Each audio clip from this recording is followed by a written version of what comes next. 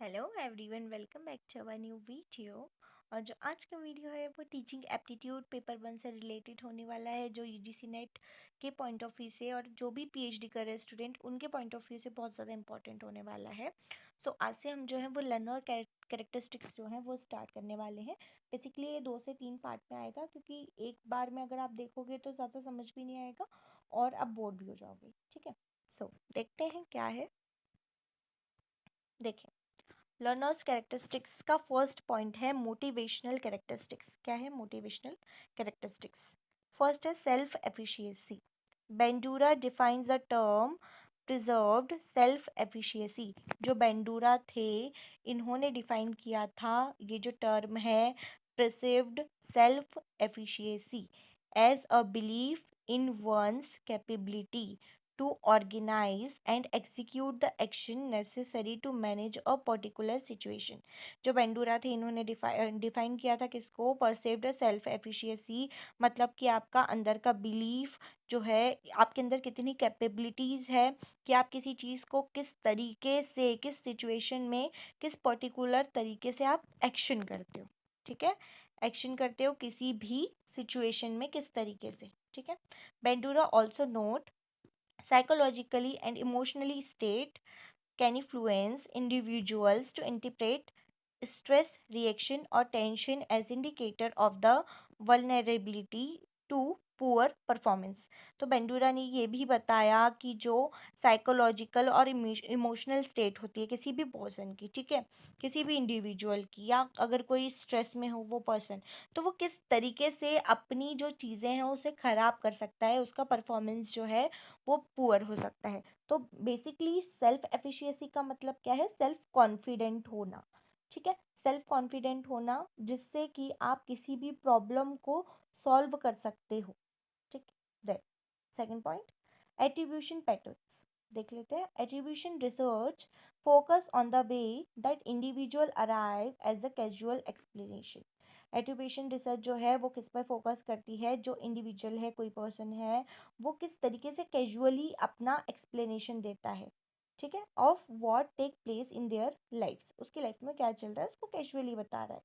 Success and failure perceived are due to internal causes such as a personality, ability, effort, respectively, raise or lower self-esteem, self-worth, whereas external attributions of positive or negative outcomes do not influence feeling about one। Winner ने कहा था ये 1985 में important है, याद रखना है आपको। ठीक है, देखो क्या होता है कि एट्रीब्यूशन मतलब ये है कि कोई पर्सन जो है, कोई इंडिविजुअल जो है, वो किस तरीके से एक कैजुअल मीटिंग में किसी के साथ में किस तरीके से अपनी चीज़ों को एक्सप्लेन करता है, या वो उसकी लाइफ के बारे में हो सकती है, उसके सक्सेस और उसके फेलियर्स के बारे में हो सकती है, उसके जो एफर्ट्स है उसके बारे में हो सकती है, अपनी सेल्फ स्ट्रीम्स के बारे में हो सकती है, सेल्फ वर्थ के बारे में हो सकती है, या अपना कितना एट्रीब्यूशन है उसके बारे में हो सकती है। ठीक है, clear? That next point, goal oriented, goal orientation, mastery orientation, learning goals. तो इसमें क्या है? Students are concern with developing skill. Students जो है उन वो कंसर्न रहते हैं डेवलपमेंट करने में, कोई सी भी स्किल हो गया, कोई नॉलेज है, कोई अंडरस्टैंडिंग है, ये सारी चीज़ें। परफॉर्मेंस ओरिएंटेशन मतलब परफॉर्मेंस और ईगो या गोल्स। ठीक है, तो परफॉर्मेंस हो गया या किसी चीज़ का ईगो है, वो सारी चीज़ें। ठीक है, students more concern with the outcome performance than the process learning. जो स्टूडेंट्स होते हैं उनका गोल ओरिएंटेड, अगर हम बात करें, गोल मतलब किसी चीज़, किसी लक्ष्य को प्राप्त करना। ठीक है, तो हो सकता है कि अगर वो कोई स्किल सीख रहे हो, जैसे अगर वो कम्युनिकेशन सीखना चाहते हैं, अपनी स्पोकन इंग्लिश सीखना चाहते हैं, तो वो क्या करेंगे? उस जो पर्टिकुलर स्पोकन इंग्लिश का कोर्स है वो ज्वाइन करेंगे वो स्किल सीखने के लिए। ठीक है, नॉलेज के लिए क्या करेंगे? अगर उन्हें कोई, जैसे बायोलॉजी सब्जेक्ट बहुत पसंद है तो बायो में वो इंटरेस्ट लाएंगे, वीडियोस देखेंगे, क्लासेस अटेंड करेंगे, तो उसके बारे में उन्हें ज़्यादा नॉलेज होती जाएगा। अंडरस्टैंड मतलब चीज़ों को समझेंगे धीरे धीरे। ठीक है, और हमेशा जो स्टूडेंट रहते हैं उनको सबसे ज़्यादा अच्छा कब लगता है? जब वो मतलब कंसर्न रहते हैं वो कि मुझे, अगर मैं ये सीख रहा हूँ या सीख रही हूँ, तो मुझे ये पर्टिकुलर चीज़ मिल पाएगी भी या नहीं मिल पाएगी। ठीक है, जैसे एग्ज़ाम होता है, यूजीसी नेट का एग्ज़ाम है, हम एग्ज़ाम देने से पहले ये सोच लेते हैं कि मेरा एग्ज़ाम अगर निकल जाएगा तो क्या होगा, मैं किस तरीके से रिएक्ट करूँगा या करूँगी, या मेरे फैमिली जो है, मेरी फ्रेंड्स जो हैं वो कितने खुश होंगे। ठीक है, ये सारी चीज़ें हम सोच लेते हैं, तो ये पर्टिकुलर गोल ओरिएंटेड जो चीज़ है वो है। ठीक है, देन नेक्स्ट पॉइंट जो है इंटरेस्टिक एक्सट्रिस्टिक मोटिवेशन। इंटरेस्टिक मोटिवेशन देखो क्या होता है, individual is self directed, could be derived from Dzire और एकेडमिक सक्सेस। ठीक है, इंडिविजुअल जो है वो सेल्फ डायरेक्टेड होता है, कोई भी person could be derived from the desire for academic success.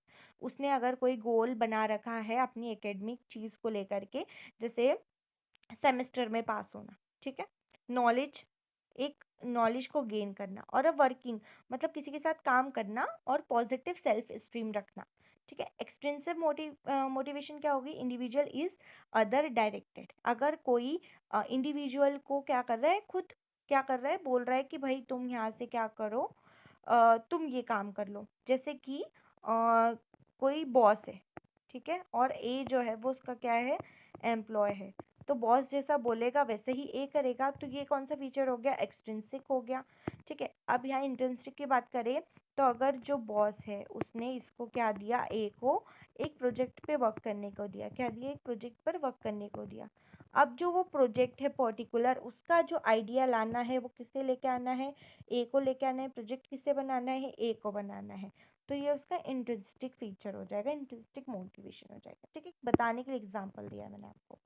Then parent, इसमें क्या क्या चीज़ आती है, पेरेंटल इन्फ्लुएंसेस, पेरेंट्स से इन्फ्लुएंस होना। Parents hold academic success in high regard and have high expectation of the learner. जो पेरेंट्स हैं, कुछ पेरेंट्स ऐसे होते हैं जो कि बच्चा है वो पहले से ही, पेरेंट्स जो है डिसाइड कर लेंगे कि हम बच्चे को बड़ा होकर डॉक्टर ही बनाएंगे, सिविल इंजीनियरिंग में ही भेजेंगे, या बच्चे को कलेक्टर ही बनना है। तो इससे क्या होता है, जो बच्चा होता है उसके ऊपर प्रेशर बिल्डअप होने लग जाता है, उस प्रेशर की वजह से वो पढ़ नहीं पाता है अच्छे से।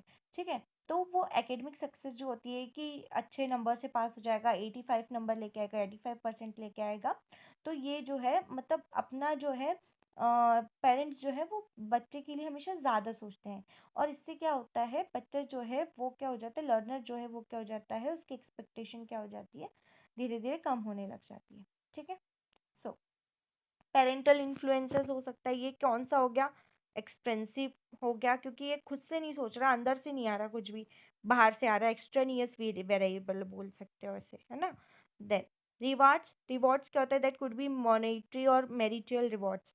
जैसे मैरिटल क्यों बोला मुझे पता नहीं, बाकी मॉनेटरी देखो, मॉनेटरी क्यों बोल देंगे कि बोलते हैं ना छोटे बच्चों को भी कि पास हो जाओ तो तुमको इतना पैसे देंगे, पास हो जाओ तुमको ये दिला देंगे। ठीक है, या तो फिर 12th में अच्छे परसेंट ले आओ, लैपटॉप मिल जाएगा, है ना। तो ये भी उनको क्या, रिवॉर्ड की वजह से वो अच्छा और पढ़ सकते हैं। मैरिटल रिवॉर्ड मतलब क्या, कि ये कर लो तो इससे तुम्हारी, इसके बाद में तुम्हारी शादी हो जाएगी। आई थिंक ऐसा तो कोई बोलता नहीं है, बाकी ठीक है, अगर नहीं पढ़ो तो फिर शादी कर देते हैं, ये हो सकता है। ठीक है, तो रिवार्ड्स में समझ में आ गया। देन उसके बाद है एक्नॉलेजमेंट। एक्नॉलेजमेंट का मतलब है हॉनर रोल और other academic awards, attention to the students teacher. Acknowledgement मतलब कि जो एकेडमिक्स है, तुम्हारे कॉलेज है, तुम्हारी यूनिवर्सिटी स्कूल्स है, उसने क्या किया, तुम्हें एक अवार्ड से नवाजा, मतलब एक अवार्ड दिया तुम्हें, तो जिसकी वजह से जो स्टूडेंट्स बाकी के हैं और टीचर्स हैं उनकी वैल्यू जो है वो तुम्हारे लिए बढ़ गई है। ठीक है, तो वो एक एक्नॉलेजमेंट देना, और फिर उसके बाद में तुम उस टीचर को पर्टिकुलर बोलते हो कि नहीं ये टीचर मेरा फेवरेट था, इसने मुझे इस तरीके से गाइड किया कि मुझे आज ये मिल पा रहा है, उसे बोलते हैं एक्नॉलेजमेंट। ठीक है, that classroom privilege for positive academic performance.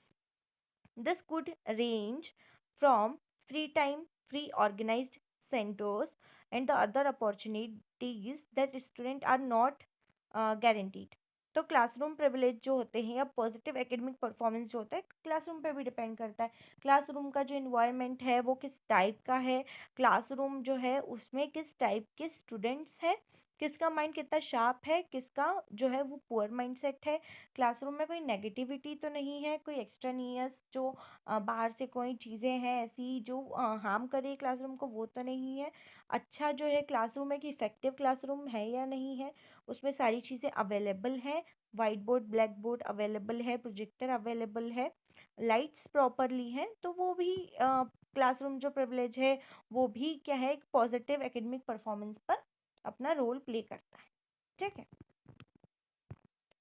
So learner characteristics का आज का ये पार्ट यहीं पे ख़त्म कर रही हूँ मैं।